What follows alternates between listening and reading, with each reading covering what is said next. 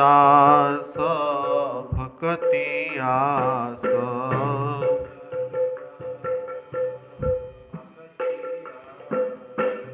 हरि गुण कहि लेखी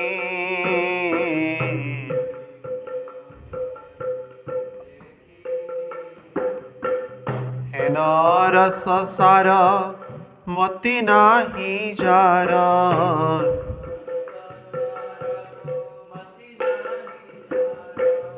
तार मुख नाही देखी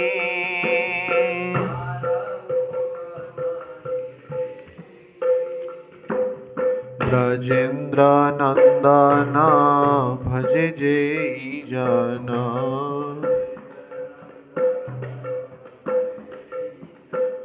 सफल जीवन तार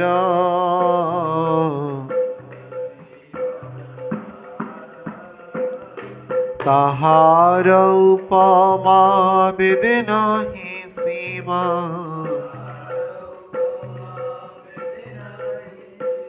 त्रिभुवने नाही आर।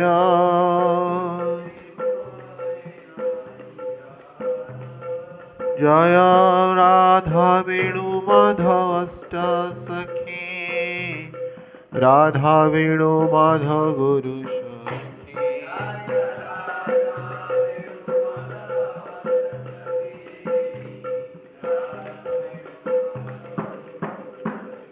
जय गिरिराज महाराज, गिरिराज महाराज, गिरिराज महाराज, जय गिरिराज महाराज।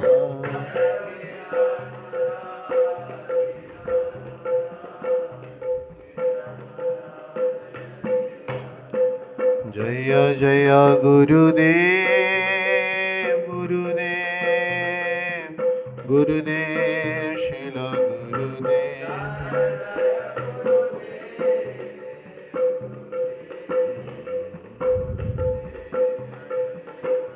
जय जय प्रभुपाद प्रभुपाद प्रभुपाद शिल प्रभुपाद।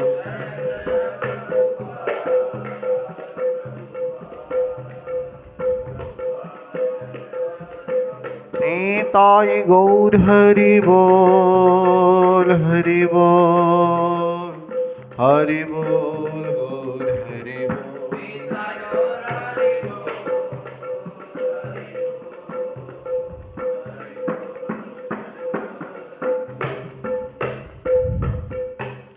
श्री राधा वेणुमाधव अष्ट सखी वृंद की, समस्त मंजरी गण की, समस्त गोपियन की, शील प्रभुपाद शील गुरु महाराज की, समवेत भक्त वृंद की, उताय गौर सितनाथ प्रेमानंदे। बाकी बंद कर दे, बस इस सेक्शन का लाइट लगाए। ओम अज्ञानतिमिरन्धस्य ज्ञानाञ्जनशलाकया चक्षुरुन्मिलितं येन तस्मै श्रीगुरवे नमः। नमो विष्णुपादाय कृष्णपृष्ठाय भूतले श्रीमते गौरगोविन्दस्वामीति नामिने। नमो विष्णुपादाय कृष्णपृष्ठाय भूतले श्रीमते राधा गोविंद गोस्वामीति नामिने। नमस्ते प्रभुपाददेवं गौरवाणी प्रचारिणे निर्विशेष शून्यवादी ग्राम्यजननिस्तारिणे। नमो विष्णुपादाय कृष्णपृष्ठाय भूतले श्रीमते भक्तिवेदांत स्वामीति नामिने। नमस्ते सारस्वती देवी गौरवाणी प्रचारिणे निर्विशेष शून्यवादी पश्चात्देशतारिणे। श्री चैतन्य मनोभीष्टं स्थापितं येन भूतले स्वयं रूपं कदा मह्यं ददाति स्वपदान्तिकं। वन्देऽहं श्रीगुरुश्रीयुतपदकमलं श्रीगुरुन् वैष्णवांश्च श्रीरूपं साग्रजातं सहगणा रघुनाथानितं तं सजीवं साद्वैतं सावधूतं परिजनसहितं कृष्णचैतन्यदेवं श्रीराधाकृष्णपादान् सहगणा ललिता श्रीविशाखान्वितांश्च हे कृष्ण करुणा सिंधु दीनबंधु जगतपते गोपेश गोपिका कांत राधा कांत नमस्तुते तप्त कांचन गौरांगी राधे वृंदावनेश्वरी वृषभानुसुते देवी प्रणमामि हरिप्रिये वंशाकल्पतरुभ्यश्च कृपा सिन्धुभ्यैव च पतितानां पावनेभ्यो वैष्णवेभ्यो नमो नमः नमो महावदन्नाय कृष्णप्रेमप्रदायते कृष्णाय कृष्णचैतन्य नाम्ने गौरतिष्वे नमः जय श्री कृष्ण चैतन्य प्रभु नित्यानंद श्री अद्वैत गदाधर शिवासादि गौरभक्तवृंद हरे कृष्ण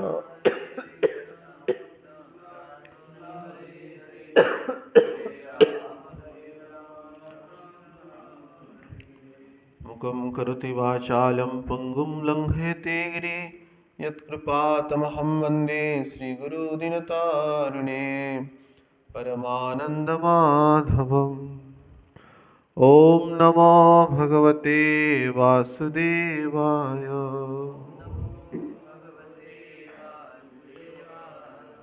ॐ नमो भगवते वासुदेवाय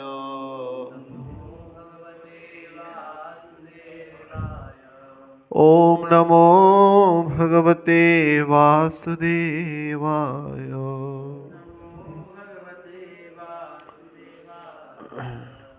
हरे कृष्ण। श्री राधा वेणुमाधव भगवान अष्ट सखी वृंद सखी समस्त मंजरीगण समस्त गोपियन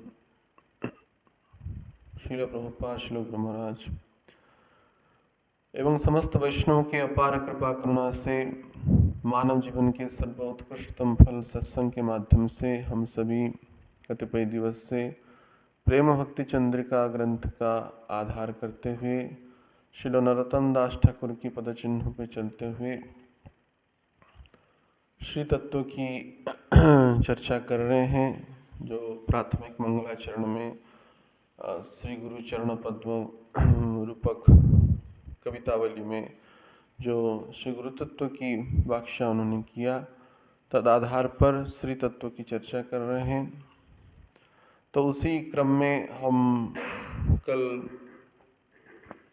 जो नयन का उत्सव जो है, जिन नयन का वास्तविक सदुपयोग से भगवान का संदर्शन गुरु के अनुगत्य में उनकी चिंतन प्रदत्त पद्धतियों के माध्यम से जब करते हैं तो निसंदेह एक न एक दिन वह अप्राकृत शाश्वत दर्शन हम सबको प्राप्त होता है। इस संदर्भ में चर्चा की।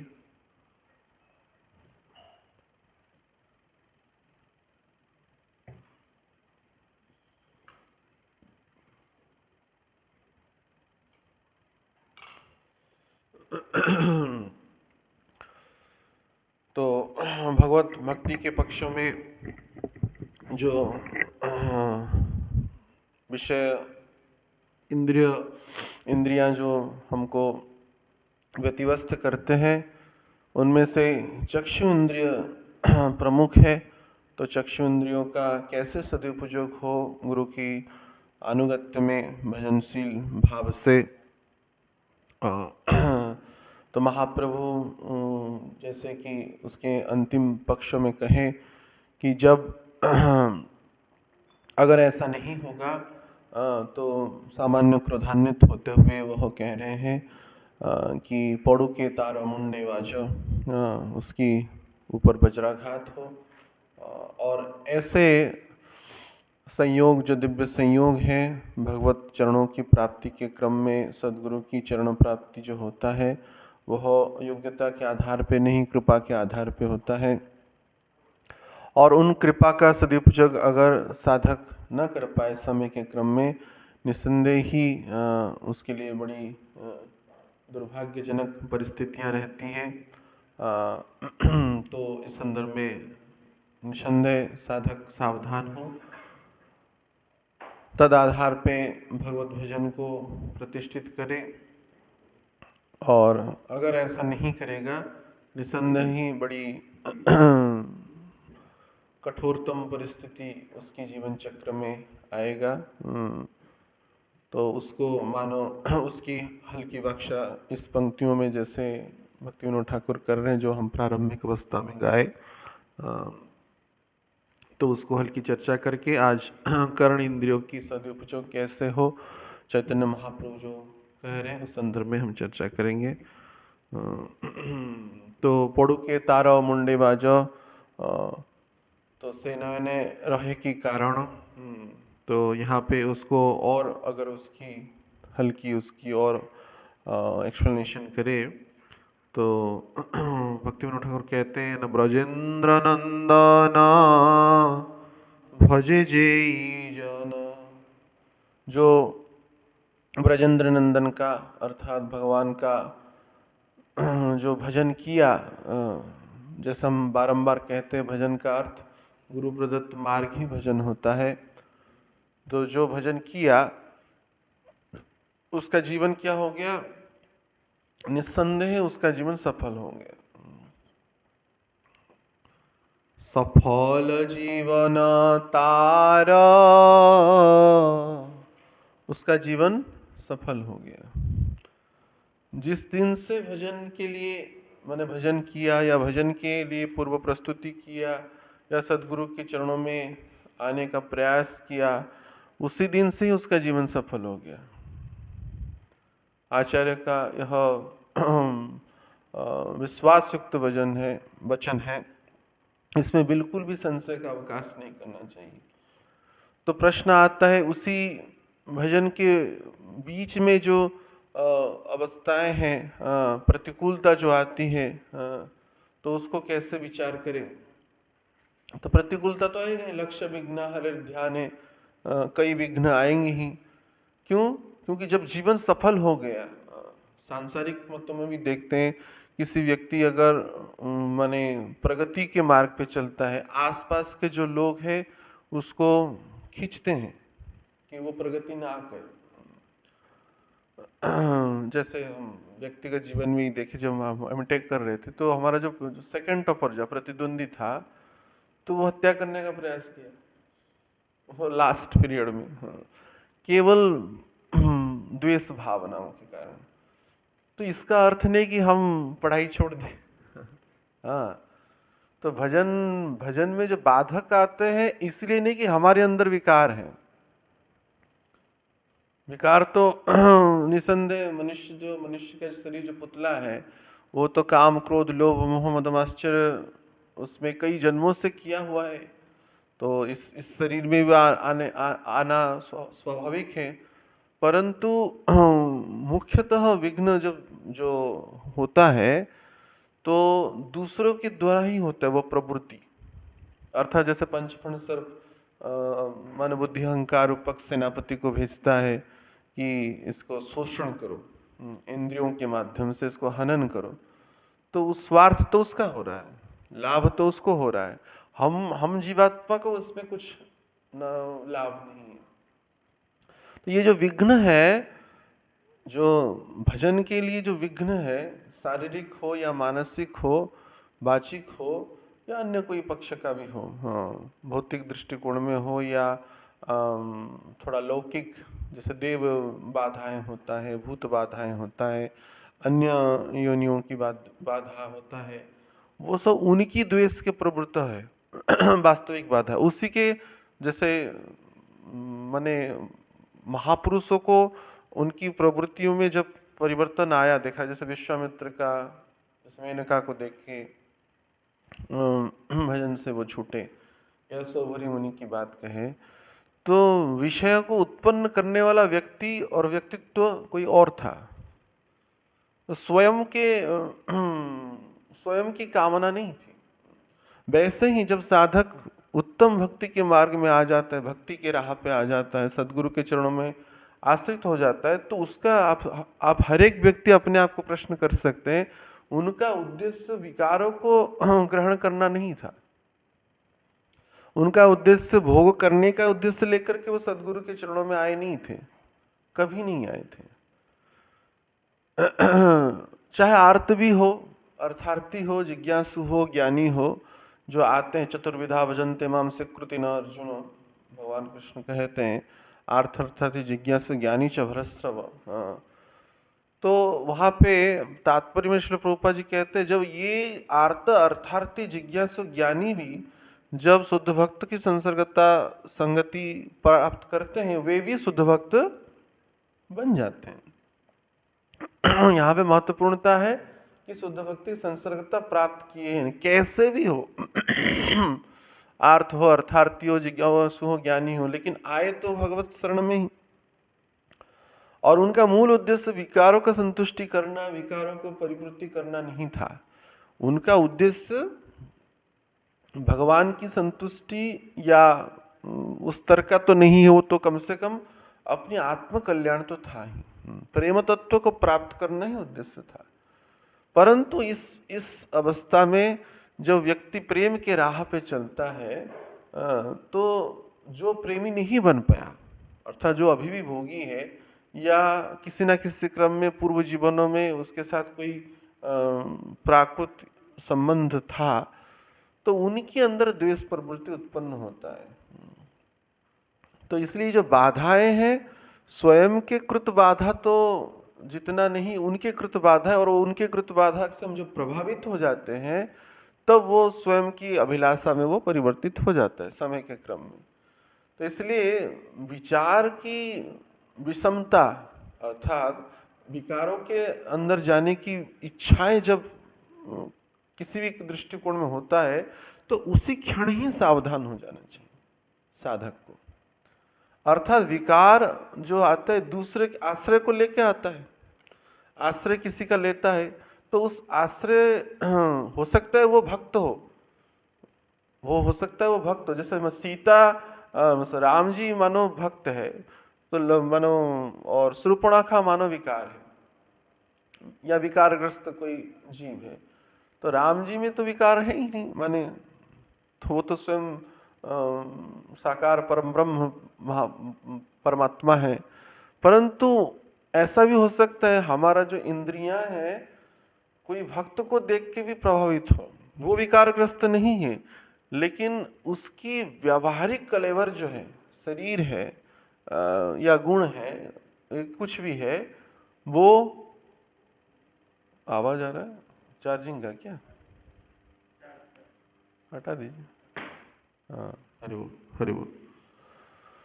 तो उसके माध्यम से होता है, और वो शरीर भी नश्वर ही, हमारा शरीर भी नश्वर है, उस व्यक्ति का शरीर भी नश्वर है, हाड़ मांस का पितुला है। तो स्वयं के आत्मागत विकार है नहीं, क्योंकि आत्मा विकार तो है ही नहीं, आत्मा तो सच्चित आनंद में घन का कण है, अणुमात्र है, तो वो भी विकार से शून्य है। तो असली जो विकार जो है वो दूसरे के माध्यम से आता है, अर्थात वो दोषी नहीं है जिसके माध्यम से आता है, वो था राम जी क्या दोषी कि वो बड़े सुंदर थे, इसलिए वो शूर्पणखा का विकार आया। राम जी में तो दोष भी नहीं है, लेकिन राम जी का बाह्य कलेवर उसका आकर्षण का आधार बना। ऐसे ही साधक का बाह्य कलेवर या कोई जीव का बाह्य कलेवर हो, या उसकी गुणों से भी प्रभावित हो जाते हैं, बुद्धि से, ज्ञान से, व्यवहार से भी, सौम्य व्यवहार से भी व्यक्ति प्रभावित हो जाता है, धीरे धीरे आसक्ति वृद्धि होता है। और इसलिए हम साधक को माने हंसी मजाक के लिए मना करते, क्योंकि व्यवहार जब वो भी उत्तम हो जाता है किसी जीव से, अंतिम पड़ाव काम पे ही जाके शांत होता है। व्यवहार अगर स्वार्थ पक्ष में, माने पहले शुरुआत तो भक्ति की सहायता दृष्टिकोण में होता है, उसके बाद स्वार्थगत आएगा, माने हम गलती करेंगे तो हमारा गलती को छुपाएगा, वो गलती करेंगे, क्योंकि संबंध बन जाते हैं ना, संबंधों में माने प्रेम या तथाकथित प्रेम भाव आ जाता है। तो इसलिए शुरुआत से ही इसी को बंद कर देना चाहिए। किसी का कलेवर हो, किसी का गुण हो, किसी की गरिमा हो, किसी की व्यवहार हो, या किसी का उपचार हो, अगर हम उससे प्रभावित हो रहे हैं, गुरु और कृष्ण के अतिरिक्त और कोई भी XYZ पर्सन हो, चाहे गुरु भाई हो, गुरु बहन हो, कोई भी हो, अगर उसकी भक्तियुक्त व्यवहार से भी हम प्रभावित हो रहे हैं, तो आप देखिएगा अंतिम में जाकर के वो काम में ही अंत होगा, निसंदेह। भक्तियुक्त व्यवहारों से भी प्रभावित होते तो विचार रखें कि गुरु के कृपा से ये हो रहा है। मेरे गुरु भाई में जो, या गुरु बहन में, या कोई भी व्यक्ति में, या आपकी संबंध संपर्क में ना भी हो कोई व्यक्तित्व है, वो सदगुरु की कृपा कटाक्ष से वो भक्ति भाजन कर रहा है। ये भाव हमेशा रखना चाहिए। दूसरों का ना गुण देखे, ना दूसरों का दोष भी देखे। गुण और दोष दोनों से विवर्जित होना पड़ेगा। प्राथमिक अवस्था से उसको इसलिए हमको चेक हो जाना चाहिए। तो इसलिए हमारा जो रहा है, हमारी हमेशा हमको प्राथमिक अवस्था को, जो कोमल श्रद्धा अवस्था थी, उसको हमेशा स्मरण करना चाहिए। किस अवस्था में हम व्याकुलता में सदगुरु के चरणों में आए हुए थे, और वो कोमल श्रद्धा के स्मृति पक्षों को हमेशा ही जागृत और सशक्त रखना चाहिए। तो इसलिए जिस दिन भजन किया था, सदगुरु के चरणों में आश्रय लिया, चाहे कितना भी परसेंट आश्रय लो, उसी दिन ही उसका जीवन सफल हो गया। सफल जीवन अवतार, इसमें कोई संशय का अवकाश नहीं। इसी आधार को अन्य अन्य आचार्य अन्य अन्य सूत्र में सूत्रपात किए कि मम दर्शन फल परम अनुपा, जीव पाए निज सहज स्वरूपा। जिस दिन दर्शन हुआ, जिस दिन, अर्थात आचार्य ने, हम दर्शन किए या ना किए, आचार्य ने अगर हमको, मानो हम ऐसे ही जा रहे थे, मानो हम ऐसे ही जा रहे थे, आचार्य को, गुरु तत्व को देखे भी नहीं, लेकिन अगर उनका मंगलमय दर्शन हमारे ऊपर पड़ गया, तो उसी दिन ही हमारा आत्मकल्याण हो ही गया। और साधक कहेगा कि ये तो अनुभव के योग्य नहीं हो रहा है। अगर हमारा कल्याण हो ही गया, तो आप अनुभव कौन करेगा? बताइए, अनुभव कौन करेगा? इंद्रियां ही तो करेंगी। ये आंख देखेगा कि हम शुद्ध भक्त हो गए, हम स्वरूप पा गए। ये कान सुनेगा कि हम स्वरूप को पा गए। ये नासिका सुनेगा, आग्रहण करके हम शुद्ध भक्त हो गए या स्वरूप को पाएगा ना, क्योंकि इंद्रियां ही तो है, बाह्य इंद्रियां हैं। जब ये इंद्रियां, जब कृष्ण की माने गुरु प्रदत्त भजन मार्ग में प्रपुष्ट हो जाएगा, वो भजनशील हो जाएगा, तब ये इंद्रियां इसकी अनुभव करेगा। इसलिए निसंदेह शास्त्रोक्त वाक्यों को, गुरु की वाक्यों को विश्वास करना चाहिए कि हमारा कल्याण हो ही गया है, इसमें कोई संशय नहीं। मम दर्शन फल परम रूपा, जीव पाए निज सहज स्वरूपा। तो अगर सब हो ही गया, करेंगे क्या? अभी बैठ के खाते पीते आनंद करते? हाँ, आनंद ही करना है, कुछ नहीं करना है। जब समय है, ये समय का निर्वाह कर रहे हैं, हम भगवान का दर्शन कर रहे हैं, भगवान का फूलमाला कर रहे हैं, भगवान की रसोई कर रहे हैं, भगवान की नाम जप कर रहे हैं, भगवान का शास्त्र अध्ययन कर रहे हैं, भगवान की कथाओं को सुन रहे हैं। तो 24 घंटा का तो समय है ही, उसको करें क्या? तो अच्छा है कि मंगलमय कार्यों में हम उसको अतिवाहित करें, जिसके द्वारा हम अपनी सुरक्षा चक्रों को भी एक प्रकार से सुरक्षित कर रहे हैं, कि इसके द्वारा हम अन्य विषयों में हमारा ध्यान न जाए, थोड़ी सी भी संभावनाएं ना हो। लेकिन इसका अर्थ नहीं कि अन्य विषयों से ध्यान हट जाएगा और निरंतर नाम जापक हो जाएगा तो भगवत प्राप्ति होगा, नहीं। जब अगर सदगुरु की कृपा कटाक्ष को नहीं ग्रहण किए हैं, अर्थात सदगुरु का आश्रय नहीं लिए, तब तो वो बिल्कुल भगवत धाम की ओर या प्रेम मार्ग में पथिक नहीं हो पाएगा। कोटि जन्म यदि करे श्रवण कीर्तन, तथापि न पाए कृष्ण प्रेम धन। केवल भजन करना ही जीवन का उद्देश्य नहीं। कई साधक भजन नहीं हो रहा है, अरे भजन, गुरु चरण का आश्रय ले लिया ही असली भजन हो गया। ये सब समय निर्वाह है, ये सब समय निर्वाह ही है। नहीं तो आचार्य क्यों के तो अर्थात नाम की सामर्थ्य है, भगवान की नाम की सामर्थ्य है, तो धर्म अर्थ काम तक तो प्राप्त हो जाएगा। अपराध नाम से प्राप्त हो जा रहे हैं, नामाभास से मोक्ष प्राप्त हो जा रहा है, और प्रेम तत्व गुरु कृष्ण की कृपा से ही होगा। और जो अगर गुरु कृष्ण का आश्रय ले ही ले, चाहे सम्यक भी आश्रय लिए, सम्यक स्वल्पम अपयस्य धर्मस्य त्रायते महत्भयात्, निसंदेह। लेकिन अगर यह आश्रय लेने के उपरांत भी और क्या क्या उसकी गरिमा है, शास्त्रों में कहा गया है, लिंग पुराण में, शिव पुराण में, जो भगवान की नाम का आश्रय लेता है, सदगुरु की चरणों का आश्रय लेता है, शिव जी उसको निरंतर 3 बार प्रणाम करते हैं। उनकी प्रवृत्ति निम्नगाना यथा गंगा वैष्णवनाम यथा शंभु। शिव जी परम वैष्णव किस लिए पता है? क्योंकि कोई भी भगवान की मार्ग में आ जाता है, सम्यक मात्र भी, और विशेष करके सदगुरु का चरण आश्रय ले लिया, चाहे किंचित मात्र भी, शिव जी मिनिमम उसको 3 बार प्रणाम करते हैं, अलक्षित रूप में। उनके तरह, उनके दृष्टिकोण से तो प्रत्यक्ष करते ही हैं, हमारे दृष्टिकोण से अलक्षित रूप में करते हैं। तो इसलिए उसकी, जब सदगुरु का चरण आश्रय लेते हैं, जो होता है ना, जैसे बेल बजने लगता है वहां पर, घंटा, भगवत धाम में, भगवत धाम में घंटा बज जाता है कि हाँ, ये अभी ये जीवात्मा भगवान कृष्ण की, मैंने भगवान कृष्ण क्यों रोष कर रहा है कि ये होने के बाद भी अगर वो नहीं आएगा तो उनकी, मैंने कह सकते हैं, जो हम उनका नाम जपते हैं, कितना नाम जपते हैं पता नहीं, लेकिन वो हमारा नाम जप शुरू कर लेते हैं। हाँ। जिस जीवात्मा सदगुरु की चरण का आश्रय लेता है, स्वयं भगवान उनका नाम जप शुरू कर लेते हैं। ये कब आएगा? क्योंकि उनका आध्यात्मिक स्वार्थ है। भगवान ने हम जीवात्मा को जिस उद्देश्य से निर्माण किया था, तो वो उद्देश्य की परिपूर्ति का समय आ गया।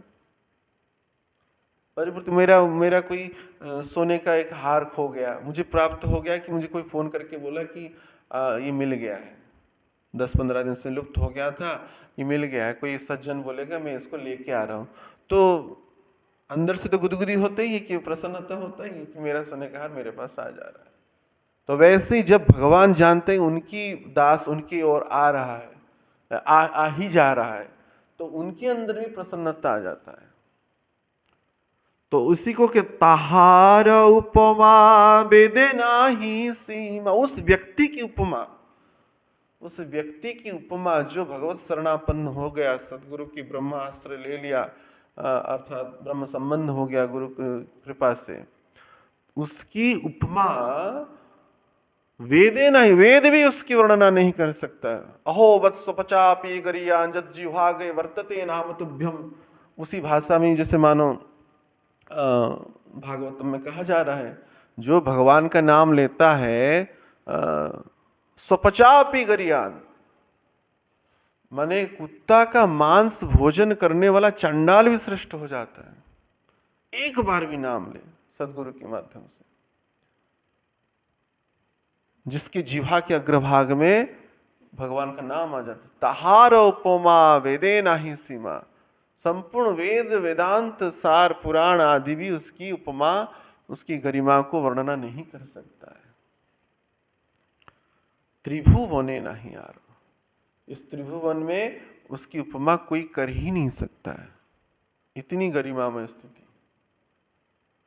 तो इसलिए हमको माने अनायास ही किसी भी संदर्भ में निरुत्साहित नहीं होना चाहिए।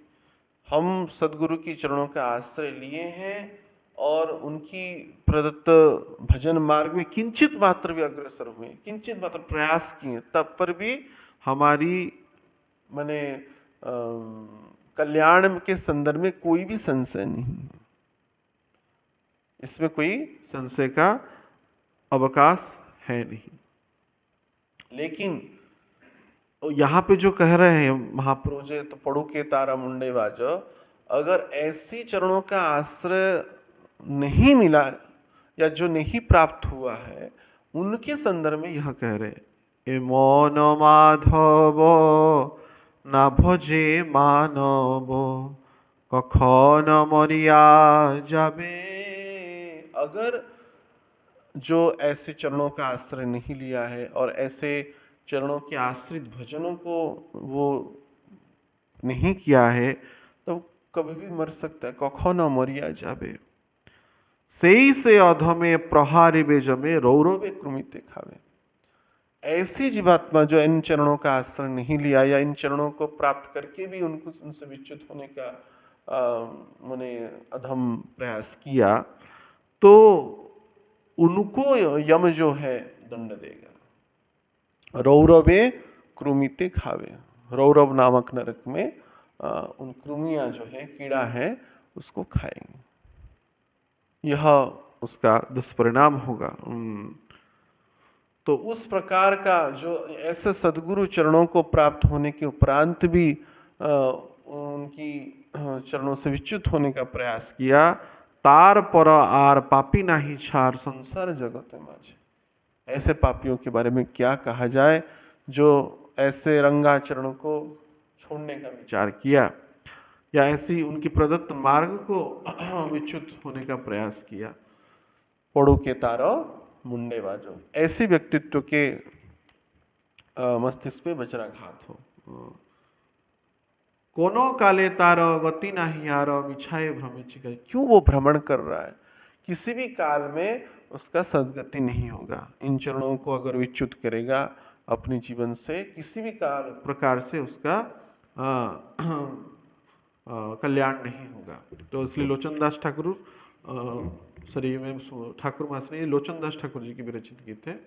लोचनदास ठाकुर कह रहे हैं, इसलिए हम निसंदेह ऐसी चरणों का ही आश्रय लेंगे, ऐसा हरि का गुणगान ही करेंगे जो हरि परम कल्याणमय है, करुणामय है। लोचनदास भगतियास हरि गुण को ही लिखी, हेनो रस सार मति नहीं जा रहा तारा मुख नहीं देखी। तो इसलिए इस जो रसों के सार, जिसे कल हम कह रहे थे रसराज श्री कृष्ण है, राशेश्वरी श्री राधा रानी है, तो ऐसी युगल सरकार के जो भक्त हैं अर्थात श्री गुरु चरण हैं, उनका चरण ही हमारे अंतिम गति हो। मति नाही चार, और अगर ऐसी मति पे कि अगर जिससे का आकर्षण नहीं होगा तो निसंदेह यह बड़ी दुर्भाग्य, हम उनसे दूर रहेंगे। तारा मुखो नहीं देखें। तो निसंदेह महाप्रभु चैतन्य महाप्रभु जो कह रहे हैं कि पड़ो के तारा मुंडेबाज, तो ऐसी त्रुटि या ऐसी गलती हम सभी कभी नहीं करेंगे। यह सौभाग्य नहीं, यह करुणा है, जिस करुणा के कारण, हेतु की कृपा कटाक्ष के कारण हमारी पतिताई का कोई सीमा नहीं था और उनकी पतित पावन का कोई सीमा नहीं था। तो उन्होंने कृपा करुणा करके वो रंगाचरण हमको प्रदान किया है। उन चरणों का आश्रय लेते हुए उन वृंदावनेश्वर वेणुमाधव, वृंदावनेश्वरी राधा रानी तथा उनकी परिकरों का हम दर्शन की लोभ गुरु प्रदत्त भजन मार्ग के आधारशिला पर रखेंगे। और इन इंद्रियों का जो प्राथमिक जो इंद्रियों के संदर्भ में चर्चा किए, नयन का, वो नयन का उत्सव निसंदेह जैसे हम कल चर्चा कर रहे थे वो वास्तविकता में प्रकट होगा और हमारे जीवन का परम उत्कर्ष हो ही गया है। बस हम इसको इन इंद्रियों के द्वारा अनुभव करेंगे।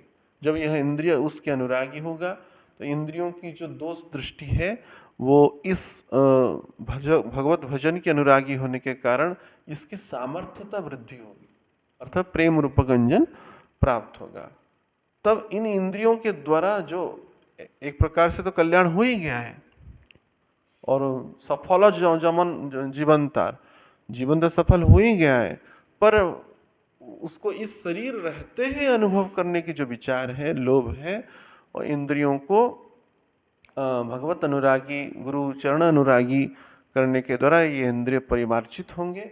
जो विषय देखते देखते ये एक पर्दा डल गया है, भगवान को संदर्शन करने का, गुरु सखी का स्वरूप को संदर्शन करने का जो पर्दा डल गया है इन इंद्रियों के ऊपर, चाहे वो नयन हो चाहे कर्ण हो, तो वो इस भावनाओं के आधार पे उसकी पर्दा हट जाएगा और वह जो कल जैसे हम चर्चा कर रहे थे वो वृंदावनेश्वर, छैल चिकन, वेणुमाधव और राधा रानी या अन्य परिकर, अष्ट सखी तथा समस्त गोपियाँ, वृंदावन धाम की दिव्य शाश्वत जो पराभव है वो हमारा नयन का उत्सव होगा और वो संदर्शन होगा। हो गया है, उनका जो नज़र गड़ाए रखे हैं वो नज़र गड़ाए रखे हैं भगवान और गुरुदेव। देखो नज़र गड़ाए तभी तो बोलते उठो, तभी तो बोलते पढ़ो, तभी तो बोलते सुनो, तभी तो बोलते प्रसाद पाओ। तो नज़र गड़ाए ही ना, नज़र गड़ाए हैं तभी तो वो बोल रहे हैं। उनका तो नज़र गड़ाए हो, तो उनका नज़र जब गड़ा हुआ है तो अकल्याण का कोई संशय है ही बस। लेकिन इन इंद्रियों के द्वारा उन इंद्रियातीत, क्योंकि वो इंद्रियातीत है, उनको अगर दर्शन की जो लोभ है, जो गुरु प्रदत्त शैली से हम रखे हुए, इसलिए इन इंद्रियों की एक परिवर्तन प्रक्रिया के लिए यह चिंतन है, जिसके द्वारा इन इंद्रियों के द्वारा, अर्थात इन इंद्रियों में जो पर्दा लगा हुआ है, पर्दा को हटाने के लिए प्रेम रूपक दवाई, मेडिसिन लगा करके उस पर्दा को हटा रहे हैं, और यह दिव्य शाश्वत अपराकृत चिन्मय दर्शन की और हम अग्रसर हो रहे हैं। तो इसलिए हम सबको इन इंद्रियों को अधिक से अधिक भगवत अनुरागी होने का प्रयास रखना चाहिए। कल्याण के संदर्भ में कोई प्रश्न ही नहीं, बिंदु भर भी चरणों में हम हैं तो कल्याण तो हो ही गया, पहले से ही हो गया है। सफल जीवन था, उसका जीवन सफल हो गया है, उसमें कोई संशय नहीं। इसमें दृढ़ विश्वास रखना चाहिए। शास्त्रोक्त अनेक वाणी है, आचार्यों का पंक्ति है, बस इन अपने अनुभव के योग्य के लिए प्रयास है, ये भजन है, और उनकी आज्ञाओं का यथास्वरूप का पालन का प्रयास है। वैसे ही आज महाप्रभु कविराज गोस्वामी की भाषा में श्रवण इंद्रियों की चर्चा कर रहे हैं, जो विषय की आधार एक तो नयन है, चक्षु है, और एक कान है। जैसे कि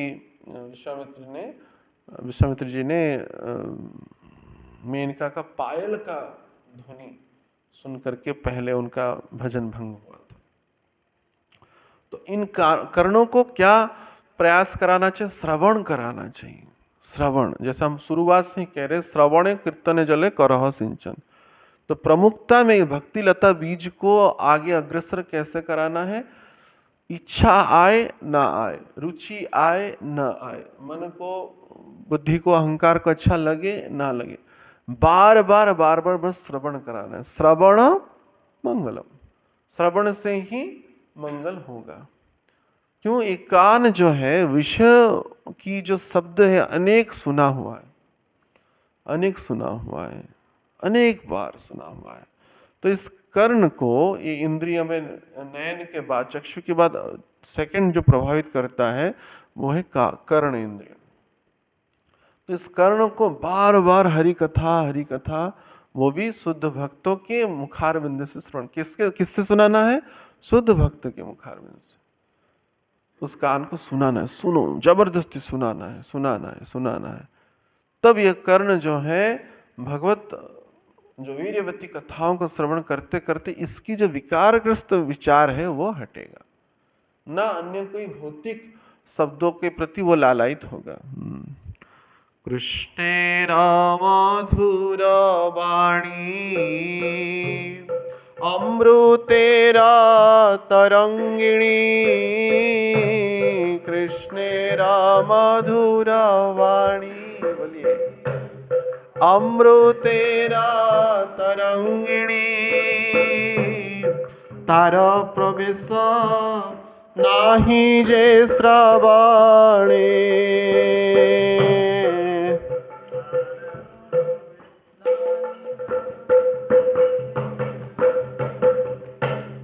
काणाकोणि छिद्र समा जानी हसे श्रवण,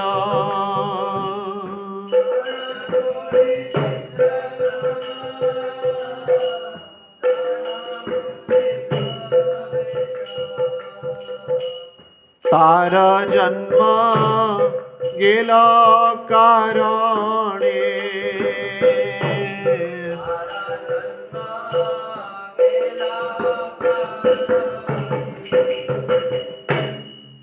तो कृष्णेर मधुर वाणी, ये कान, कृष्ण अर्थात यहाँ पे व्यापक शब्द के हिसाब से सर्व आकर्षति, जो सबको आकर्षण करते हैं वो कृष्ण है। ऐसा नहीं कि केवल भगवान का सौंदर्य ही आकर्षण करने वाला है, उनकी मधुर वाणी, कृष्ण की और कृष्ण भक्त की सुंदर मधुर वाणी, ये कर्ण को, कर्ण रूपी जो प्यासा जो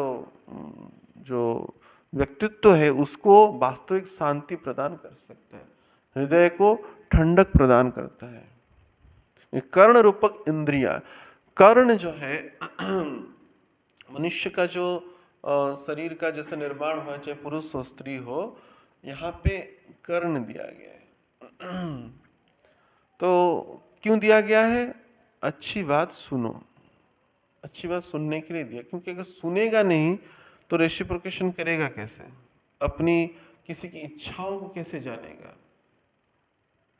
माने अपनी जीवन चक्र को माध्यम से कान जिसका जो बहरे होते हैं, तो निसंदेह उनको वो कोई व्यक्ति कुछ कह रहा है तो वो जान नहीं पाएंगे, तो उसको समझ नहीं पाएंगे, या अपनी जो उनकी जो आवश्यकता है वो कैसे परिपूर्ति कर पाएंगे। तो कान इसलिए दिया गया है, लेकिन किस लिए दिया गया? अच्छा बात सुनने के लिए, बुरी बात सुनने के लिए नहीं दिया गया है। तो पहले तो इस कान को जो आदत पड़ा हुआ है कि किसी की बुराई सुनने का, हाँ, क्योंकि ये मधुर वाणी को सुनने के लिए क्यों आकर्षित नहीं हो रहा है? क्योंकि बुरी बात बहुत सुना हुआ है।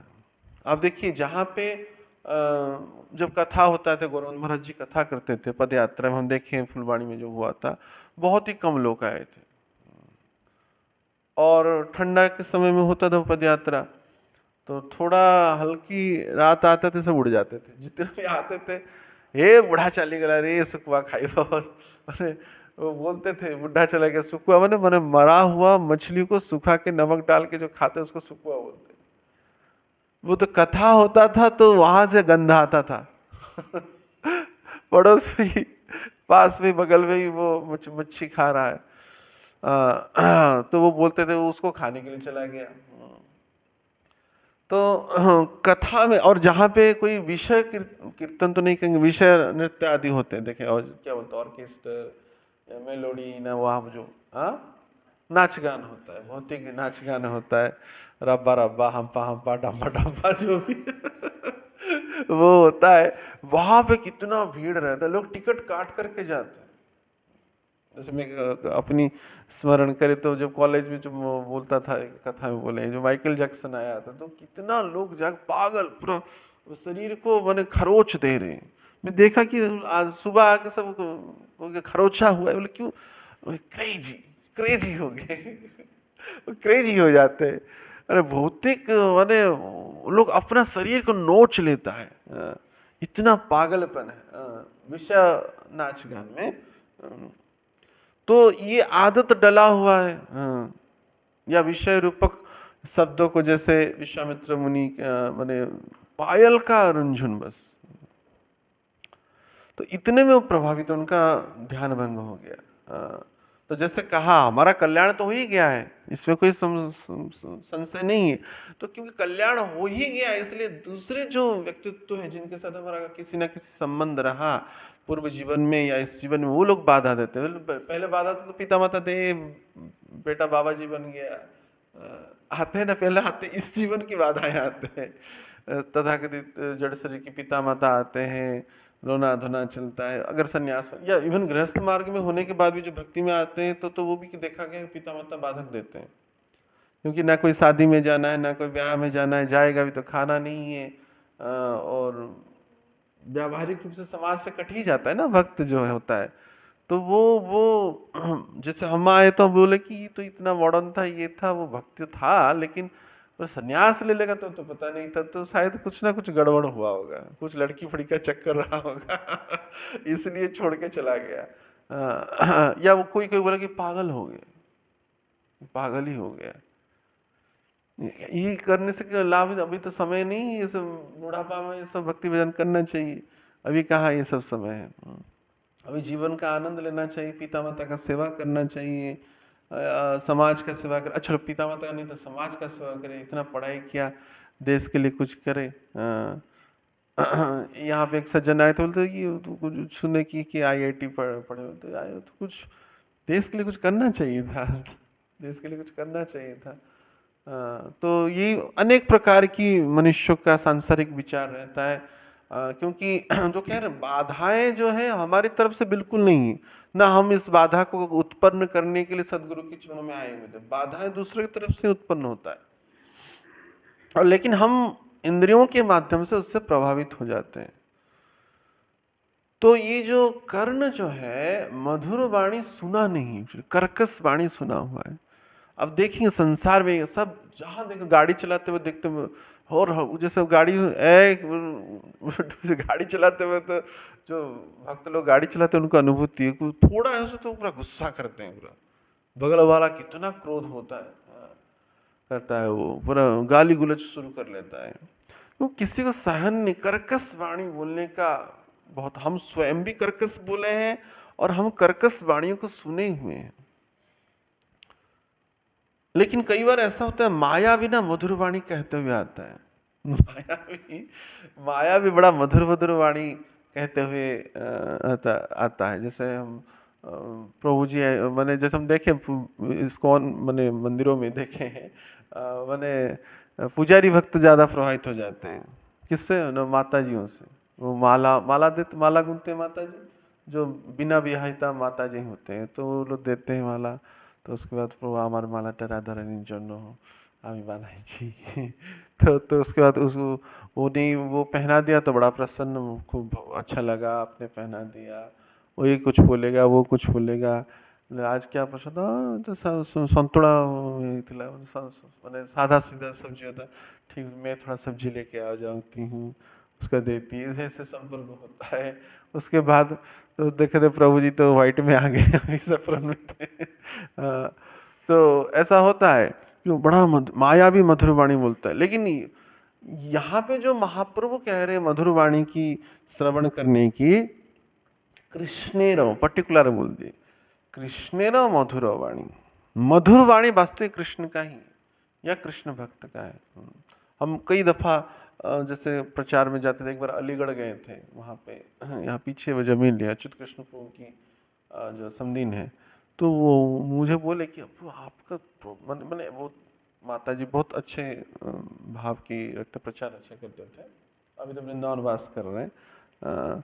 आपकी सौम्य बड़ा स्वभाव है, इतना मीठा लगता है। हम हर एक जीवन में देखें, मैंने हम कॉलेज लाइफ में थे, हर एक में तो आपका स्वभाव बड़ा मधुर है, बोली बड़ा मीठा है। तो स्वतः ही, और कृष्ण भक्तों का भी बोलूं, उनके अंदर कर्कशता है नहीं, वो क्रोध करते अपनापन विचार करके, अपनापन विचार करके सुधार के लिए क्रोध करते हैं, परंतु स्वाभाविक रूप से वो सौम्य और शांत और मधुर वाणी उनका रहता है, जो शुद्ध भक्त गुरु आचार्य श्रेणी के होते हैं। तो ये इन मधुर वाणी का जो श्रवण करने के लिए कान मिला है, तारज प्रवेश नाही जे श्रवण, ये जो कर्ण को उन कृष्ण की मधुर वाणी को सुनने के लिए लालायित कराना चाहिए। अगर मानो कोई कर्कश वाणी बोल रहा है तो बोलने दीजिए, लेकिन हम कभी कर्कश वाणी ना बोले, या उन कर्कश वाणी को सुने ना, उन कर्कश वाणी को सुने ना, और या तथाकथित मधुर वाणी ना सुने। तथाकथित मधुर वाणी भी बहुत होता है, जैसे किसी भी पक्ष का स्वार्थगत विचार रहता है तो वो पहले जानबूझ के चिकनी चुपड़ी बात करता है, देखा गया।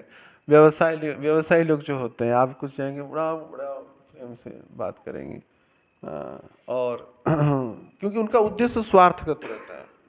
तो जो निस्वार्थ पर वाणी है, वीर्यवती कथा जो सदगुरु आचार्य गुरु आचार्य का है, उनकी वाणियों को सुनने के लिए लालायित होना चाहिए, तो उससे ही हमारा मंगल होगा। ये कान जो होता है, विशेष करके जैसे कहा शारीरिक गठन के हिसाब से एक दो कान दिया गया। पृथु महाराज कह रहे हैं हमको सहस्र कर्ण क्यों न प्राप्त हो, भगवान की वाणियों को अधिक से अधिक हम सुने। हम व्यक्तिगत भगवान के सामने गुरुदेव को शपथ करके कहते हैं, हमारे जीवन में कभी कोई आनंद आया भगवत दर्शन के अतिरिक्त, या अगर कंपैरिजन भी करें तो उससे भी कोई ज्यादा आनंद है तो सदगुरुदेव की कथा ही है। परिपूर्ण सत्य में शपथ करके, भगवत धाम में भी वो आनंद नहीं जो इस जगत में, जो सदगुरु के मुखारविंद से कथा सुन करके जो आनंद या हृदय प्राप्त किया है, भगवत धाम में भी वो आनंद नहीं। क्यों? भगवत धाम में तो आनंद ही आनंद है। वो वहां पे विरह पक्ष जो यहाँ पे उत्पन्न हुआ, या किसी ना किसी क्रम में भगवान के चरणों के प्रति लालसा आदि, वहां पे तो स्वतः लालसा है, हमें जीव का कोई वहां पे डिमेरिट है ही नहीं। अब भगवत धाम में कोई यहाँ पे कमी है, इसलिए जो तो उस माने परिपूर्णता को अनुभव करने में जो स्वाद, वो आनंद जो अनुभव हुआ कथाओं के माध्यम से, वो विरला आनंद है। क्यों, वहां पे तो कोई कमी है ही नहीं, जीव तो परिपूर्ण हो गया ना, सच्चित आनंद में स्वरूप को प्राप्त कर गया। वहां पे गुण ही, ना कोई राग है, ना द्वेष है, ना हिंसा है, ना कपट है, ना कोई काम क्रोध लोभ मोह मद माश्चर्य है। तो वहां पे जो जो विरह पक्ष है, जो विलपन है, उसकी इतनी अनुभूति नहीं होता है। वो जो विरह होता है, जो राधा कृष्ण का जो विरह है, वो तो ऐसा है ना कि माया में गिर जाएंगे, है ना। अगर कोई गोपी का भगवान के साथ विरह हुआ तो ऐसा नहीं कि तो वो खिन्नता में माया में चला जाएगा, नहीं, वो होगा ही नहीं वहां पे। यहाँ पे संभावना रहता है। उस संभावना में भी जो भजन जो है, माने पग पग में विपत्ति है, पग पग में कठिनाई है, समस्याएं हैं, उसी सूत्र में गुरु की कृपा कटाक्ष से, जो उनकी कृपा सूत्र से जो आनंद की अनुभूति हुआ और भगवत भक्ति हुआ श्रवण इंद्रियों के माध्यम से, विशेष करके वो स्वतंत्र है, सर्व स्वतंत्र है। कई बार बोलते नहीं, आप तो ऐसे ही बोलते हैं कि भगवान के वहां पे नित्य आनंद है, नित्य सुख है, इतने सुंदर है, सब है सच्चित आनंद में। वहां का आनंद क्या इस आनंद से छोटा है? निस्संदेह छोटा है। काकभूषणी महाराज जब गरुड़ जी प्रश्न करते कि यहाँ पे कुछ दुख है ना, हाँ दुख है। वो जब गुरु की करुणा की कृपा याद आता है, हाँ, वो करुणा जो सूत्र जो है, इस अधम, जैसे भगवान कब अपनाते, जब पूरा उत्तम हो गया तब अपनाए, है ना। भगवान अपना लेंगे उस स्वरूप, माने भगवत स्वरूप को, माने अर्थात आपके स्वरूप को, क्योंकि पूरा परफेक्ट हो गया। लेकिन गुरु ने कब अपनाए? जब हम नालायक थे। ये अंतर है ना। तो यहाँ का जो प्रेम है, माने हम सबसे नगण्य है, सबसे तुच्छ है, अधम है, पतित है, पामर है, तब भी श्री गुरुदेव ने हमको अपना लिया। वहां पे तो परफेक्ट हो गया, अपना लिया, कौन सी बड़ी बात है ना। वो तो परफेक्ट हो गया, सब बोली सुंदर हो गया, स्वरूप सुंदर हो गया, है ही जो माने जो आत्मस्वरूप। वो ऐसा नहीं कि इस शरीर को उन्होंने स्वीकारा, इस शरीर को तो नहीं स्वीकार रहे हो, इस शरीर को स्वीकारे, वो नहीं स्वीकारेगा। कौन कौन बोला? वो शुद्ध भक्त होने के बाद स्वीकारे, जब इंद्रिया पूरा अच्छा हो गया, सब कामनाओं से मुक्त हो गया, उन्होंने स्वीकारा। कब? जो शुद्ध भक्त होने के बाद वो आलिंगन की, शुद्ध भक्त होने के बाद।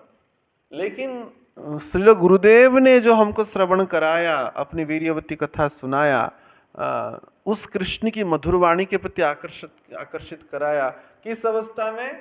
जब हम पतित थे, पामर थे, तुच्छ थे, नगण्य थे।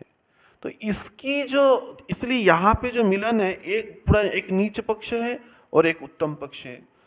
तो वो जो प्रेम की प्रगाढ़ता है, वो उसकी अनुभव अलग है। ये जो गुरुदेव कई बार कहते हैं कि नहीं, माने भगवान का प्रेम अलग ही लगेगा, आप तो माने सहज प्रेम करते ही हैं, तो वो आनंद शायद न लगे। लेकिन ये साधक की भ्रमित विचार है।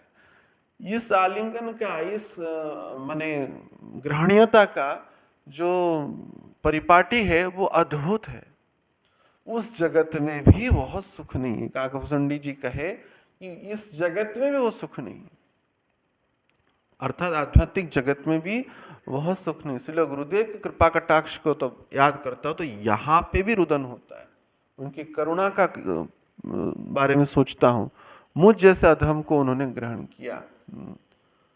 तो ये एक ही दुख उस भगवत धाम में है, एक ही दुख भगवत धाम में कि इस जगत का प्रेम उसको याद आता है। किसका? श्री गुरुदेव के प्रेम को याद करता है, स्पष्ट कहें रामायण में। तो इसलिए तो ऐसी जो मधुर वाणी मैंने जो सुनाए हमको, कृष्ण की मधुर वाणी की ओर आकर्षित कराए, या अपनी वीर्यवती कथाओं के द्वारा वो हमारी कलमशों को जो समूल रूप में नाश किए, तो उस ऐसे जो कर्ण को, उनकी वाणियों को श्रवण कराने में उसको प्रवृत्त कराना चाहिए। जेना कृष्ण मधुर वाणी अमृतेर तरंग, वो कैसा है? वो वाणी अमृत का तरंगिणी है, इसलिए कथामृतम, तव कथामृतम् ताप्तजीवनम्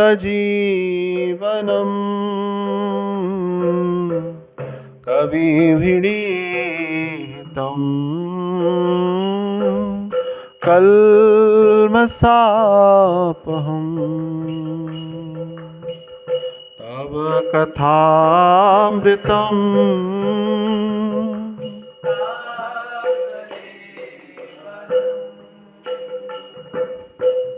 कविभिरीतम्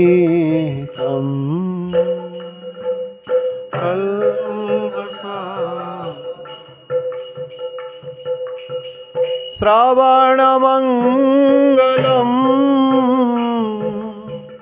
श्रीमदाततम् भुवि गृह्णन्ति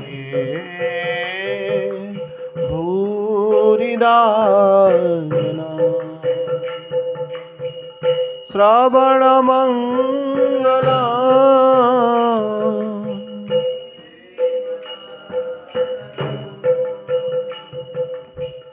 भुवि गृह्णन्ति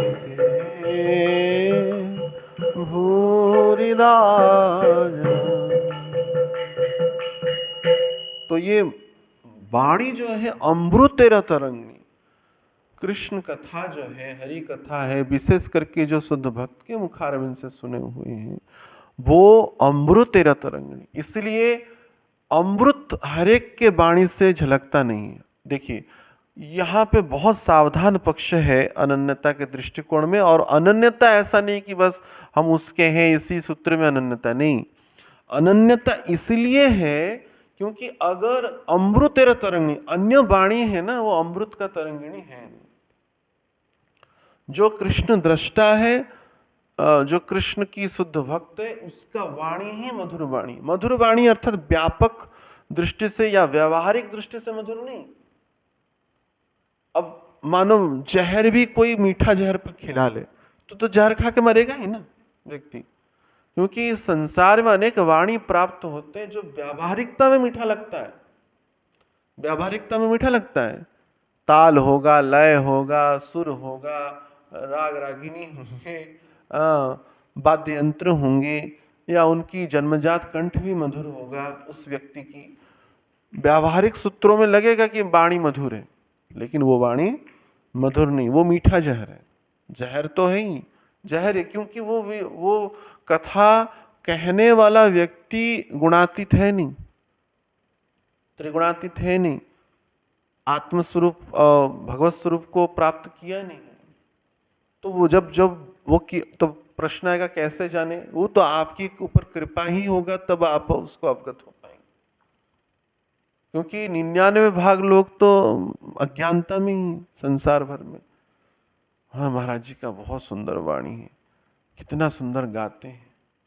अरे सुंदर गाते विषयी व्यक्ति है वो। कंठ तो भौतिक जगत में जो वो बॉलीवुड टॉलीवुड में गाने वाले व्यक्तियों का भी सुंदर है, तो उसकी भजन कितना अच्छा गाते हैं। और उनकी कितना माने विषयों में वो मते है, वो कोई ठिकाना नहीं।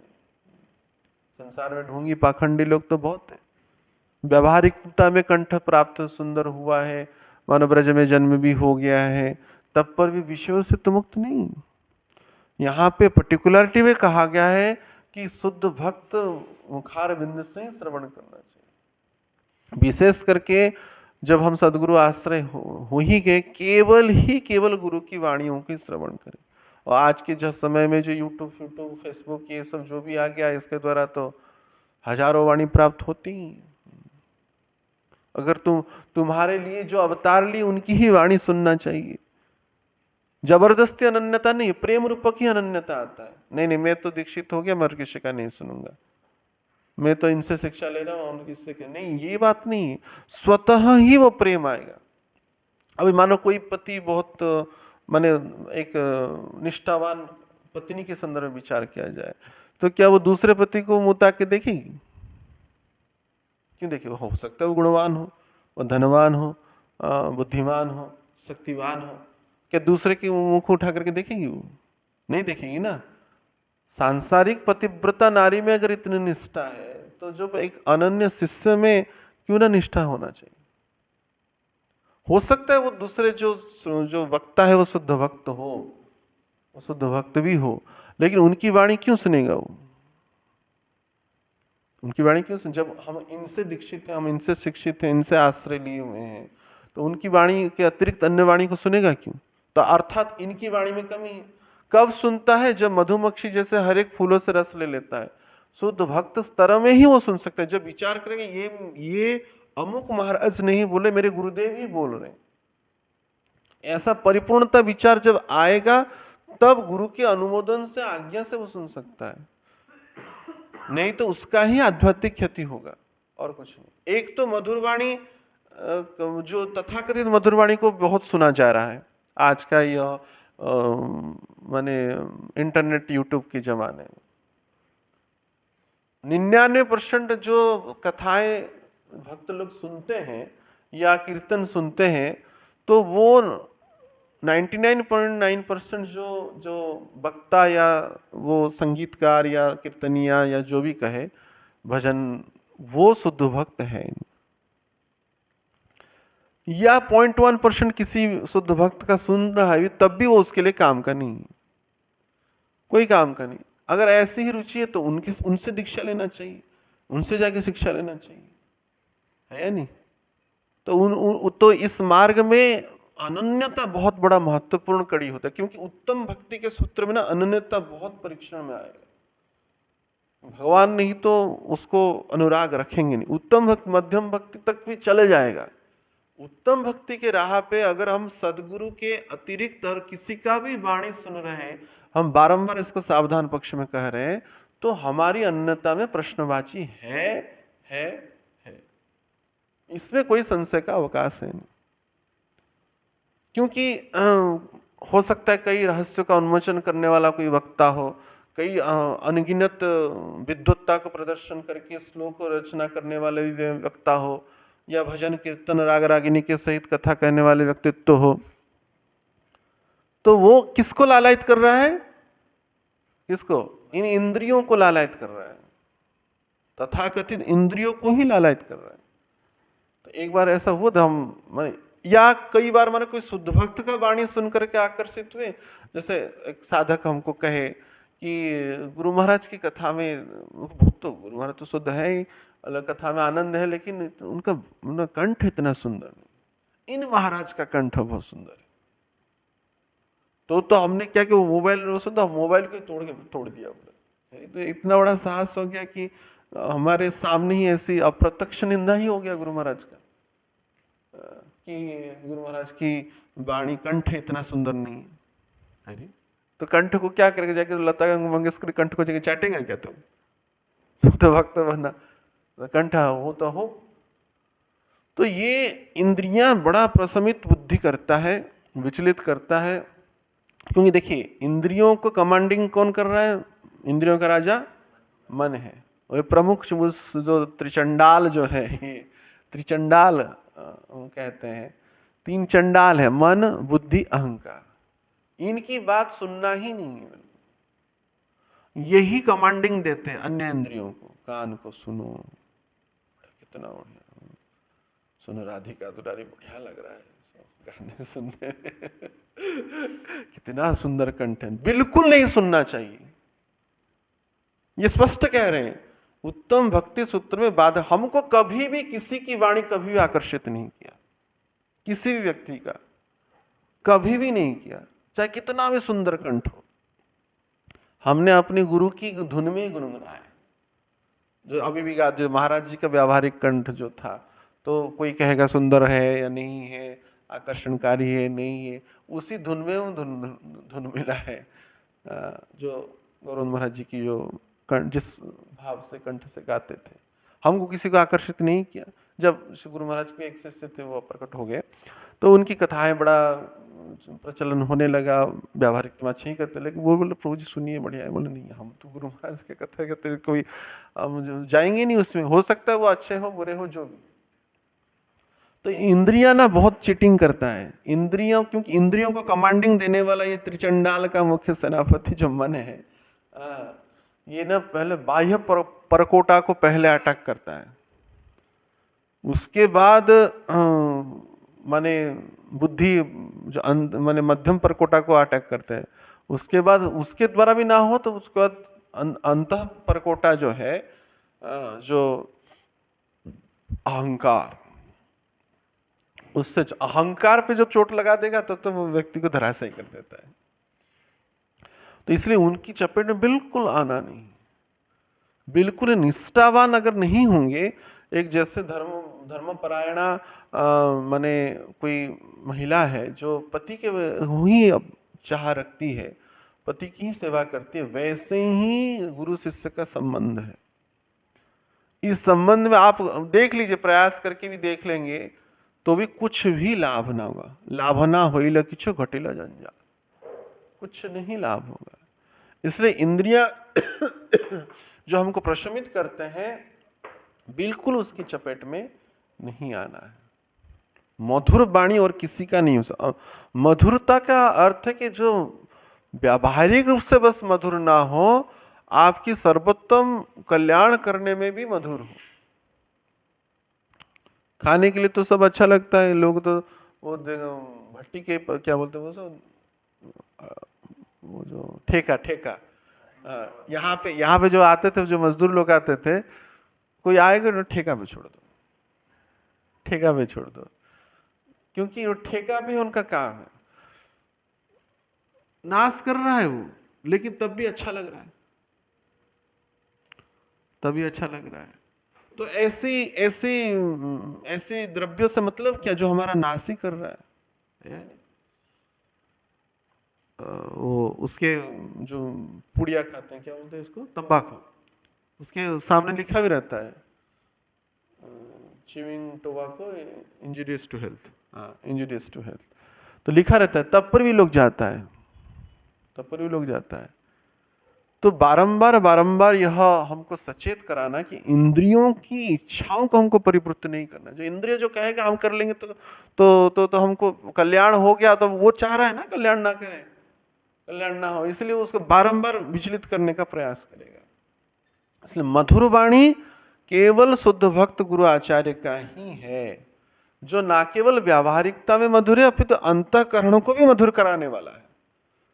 क्या बोले, श्रवण मंगलम कलमसाहपम, कलमसों को नाश करने में इनकी वाणी ही परिपुष्ट है। कई बार लगेगा कि प्रभुपाद जी अपने तात्पर्य में कहते हैं कि प्राथमिक अवस्था में लगेगा कि मैं तो सुन रहा हूं शुद्ध भक्त की वाणी, तब भी विकार नहीं जा रहा है।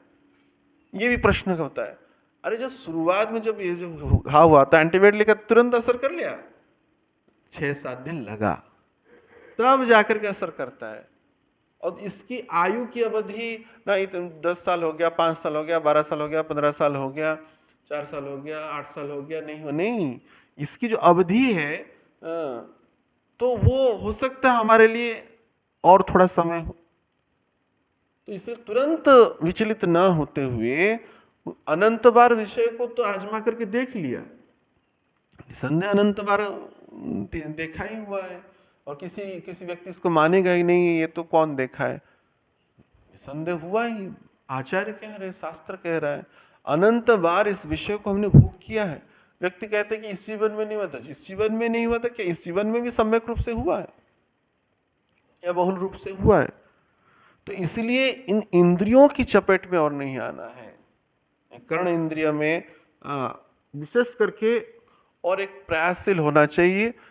जो ये जो दक्षिण कर्ण होता है, दक्षिण कर्ण में ना मैंने भगवान ने इस शरीर को व्यावहारिक रूप से अशुद्ध अवस्था में रखे हैं, मैंने जब मलमूत्र त्याग करते हैं तो इस दक्षिण कर्ण में लेकिन समस्त तीर्थों को रखे हैं। इसलिए जब दीक्षा होता है दक्षिण कर्ण में मंत्र देते हैं आचार्य, गुरु मंत्र देते हैं।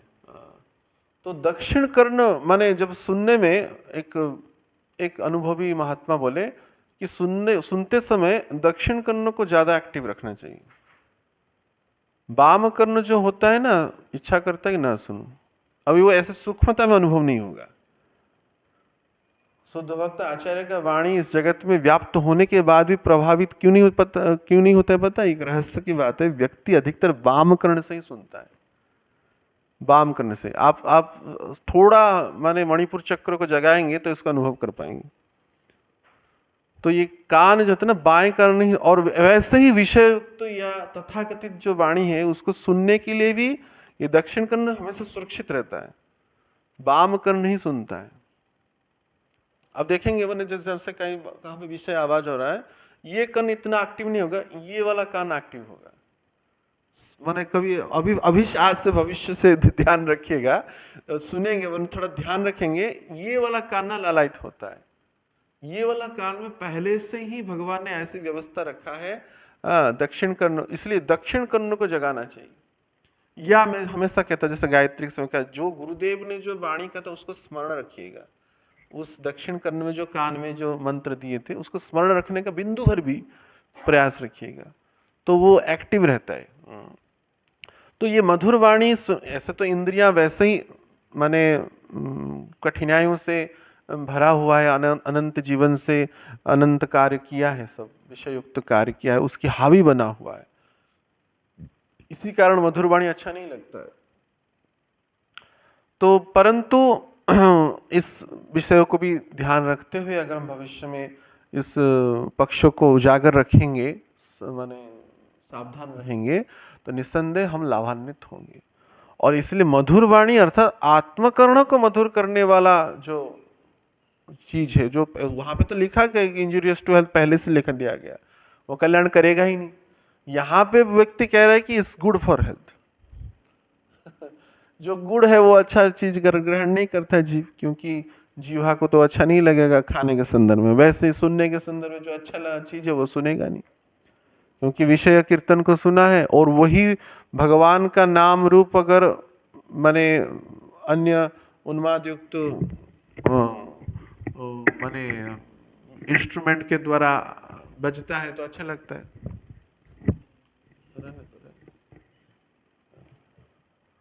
तो इसलिए मधुर वाणी कृष्णेर मधुर वाणी अमृतेर तरंगिणी, वो अमृत को प्रभावित कराता है। तो अमृतत्व को प्रभाव, जो अमृत प्राथमिक अवस्था में ना कड़वा लगता है, जैसे तामल रोगी हुए होता है, कामल रोगी या तामल रोगी बोलते हैं, पहले वो मीठा खाता है, उसका समाधान ही बस मीठा खाना, मिश्री को खाना, तो कड़वा चीज उसको मीठा लगता है और मीठा चीज कड़वा लगता है। वैद्य क्या समाधान देता है ना, मीठा का, मीठा का बिल्कुल मीठा लग ही नहीं रहा है, तो पहले दिन विचलित नहीं होना है, खाते खाते खाते खाते खाते खाते खाते खाते खाते धीरे थोड़ा मिठास का अनुभव होता है, और धीरे धीरे धीरे धीरे जिस दिन पूरा मिश्री का मीठा अनुभव होता है उस दिन वो रोग चला जाता है। ऐसे ही रोग है, प्रभुपाद जी तात्पर्य में उदाहरण देते हैं। तो इसलिए जो मधुर वाणी अमृत तेरा तरंगिणी, अमृत का तरंग को उत्पन्न कराने वाला चीज है। वैसे भी शुद्ध भक्त की वाणियां क्या कर्कश लगता है? लगता है? नहीं लगता है, क्योंकि आपका पहले से कल्याण हो रखा है, लेकिन बीच बीच में अन्य वाणियां भी प्रभावित करने का प्रयास करेगा। निसंदेह शुद्ध भक्त की वाणियां है जो ऐसा कोई कह नहीं सकता कि खराब या कर्कश लगता है, आत्मानंद तो देता ही है, परंतु कभी कभार अन्य वाणियां धीरे धीरे उसमें एंट्री करके इस वाणी को हटाने का प्रयास करेगा। तो हमको भी तो सारांश रूप में विचार करना है, हमने शुद्ध भक्त की वाणियों को कितना सुना अपने जीवन में, तत्सहित अन्य वाणियों को कितना सुना। तो इस चीजों पे बहुत ही सूक्ष्म रूप से साधक को विचार करना चाहिए। कृष्णेर मधुर वाणी अमृतेर तरंगिणी, इसलिए वाणी अगर सुनना है केवल शुद्ध भक्त के मुखारविंद से कीर्तन सुने, नाम सुने, कथा सुने, यही हमारे लिए परम लाभदायक है। अगर उस स्थिति, उस प्रकार का स्थिति हृदय में व्यापक रूप से प्राप्त हो रहा है कि नहीं, ये मेरे गुरु ही कह रहे हैं, अन्य का वाणी हो लेकिन इतना वो माने स्थावर जंगम तरेना देखी सर्वत्र उसको इष्टदेव स्मृति हो रहा है, उस स्थिति में वो वाणी को सुन सकता है। जाओ भागवत पढ़ वैष्णवेरा स्थाने,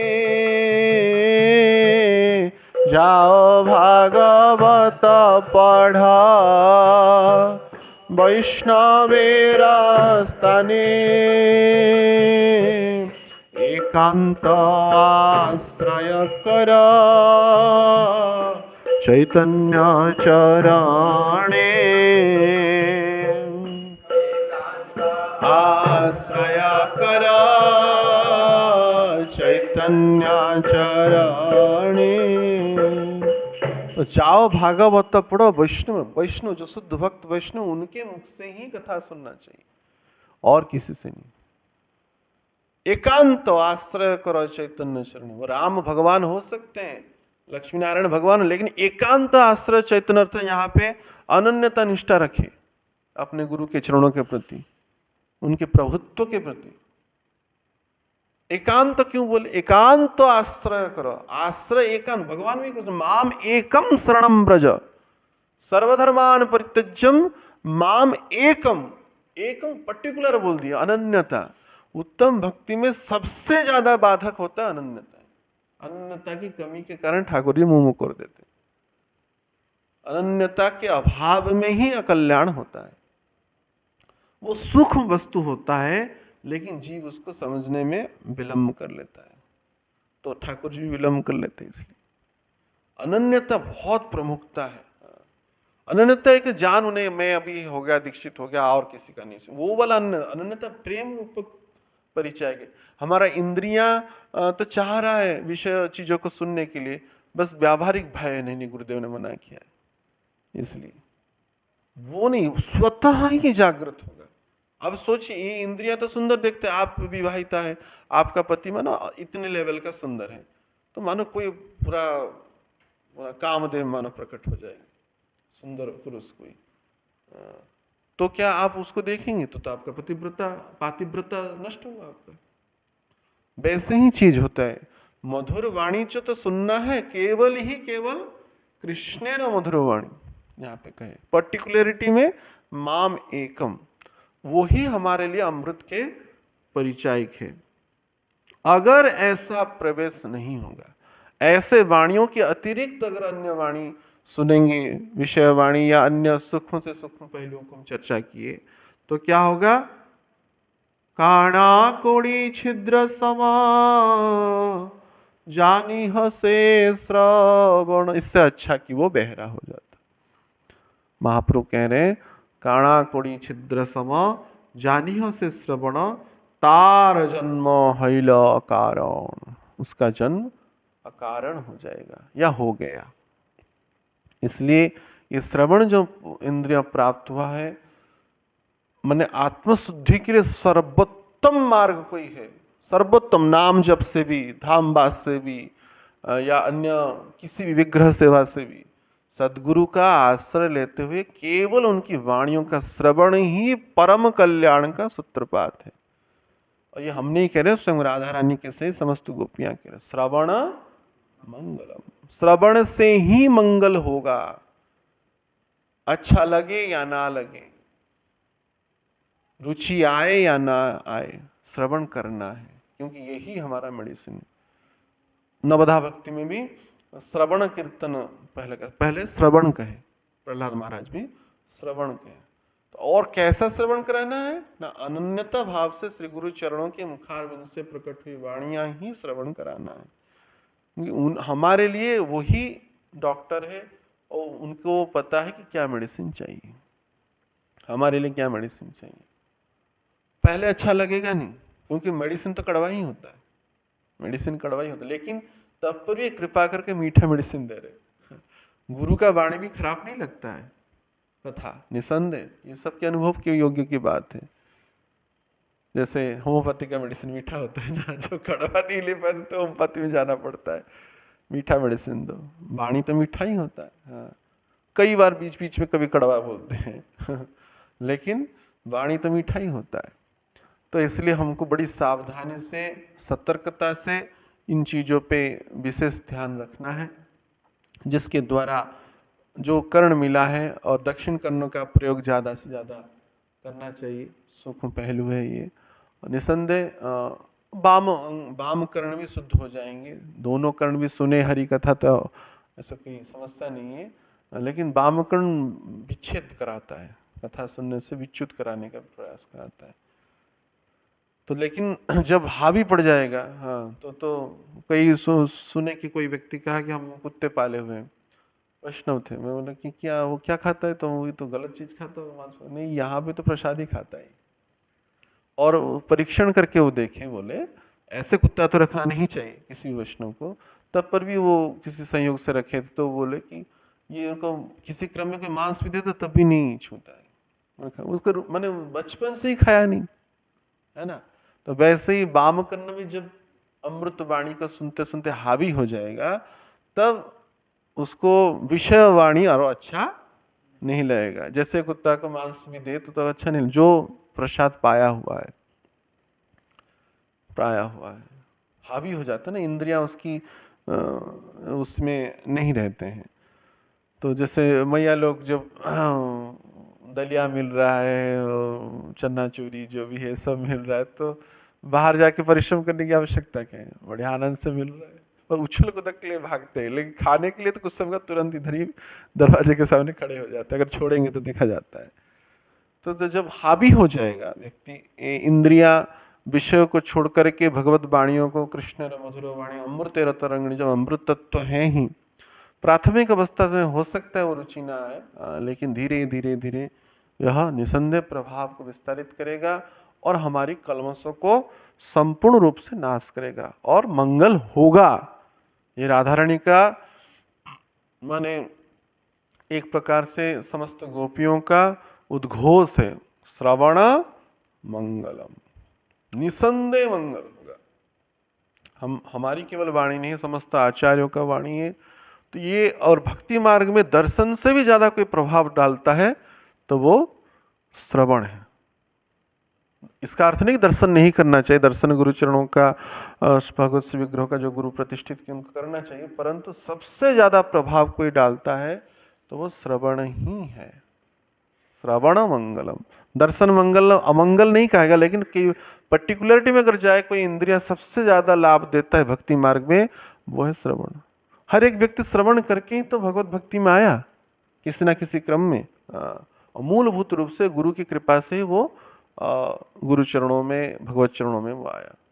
तो ऐसे भगवान करे हमारा कर्ण भी निरंतर श्री गुरु की मुखार बिंद से प्रकट हुई वाणियों को श्रवण करने के लिए लालायित हो, लोभ रखे और लालसा रखे, जिसके द्वारा वो मधुरमय वाणी, भगवान की वाणियों, धीरे धीरे वो वाणी और भी माने उन्नत रूप से परिप्रकाश होगा। वो माने भगवान की जो मधुर प्रत्यक्षता में भी हम अपराकृत उस वाणियों का भी निसंदेह एक ना एक दिन श्रवण करेंगे, इसमें कोई संशय का अवकाश नहीं है। तो बस इसको प्राथमिक स्थिति में थोड़ा नियंत्रित करते हुए, गुरु चरणों का अनुरागी रखते हुए, अनन्यता रखते हुए इसके श्रवण का प्रयास कराने में हम सबको गुरु से निवेदन करना चाहिए, भगवान से निवेदन करना चाहिए।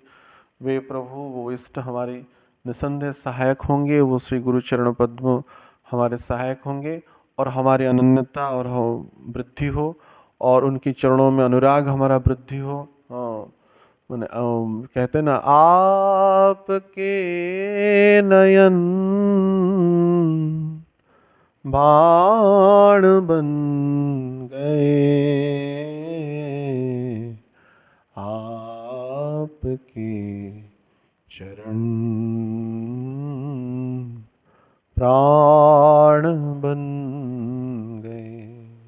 तो उनका चरण हमारा प्राण बन जाए, एक क्षण भी हम उनके चरणों के अतिरिक्त जी ना पाए, ऐसी तात्विक भाव हमारे हृदय के अंदर में परिप्रकाश हो और इन हृदय की समस्त बाह्य जो विकार है इस श्रवण इंद्रियों के द्वारा निसंदेह रूप से परिमार्जन होगा।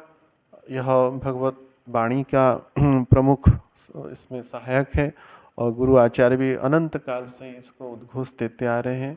तो भगवान करे हमारा यह कर्ण बिल्कुल भी विषय युक्त वाणी ना सुने, ना तथाकथित मधुर वाणी को सुने।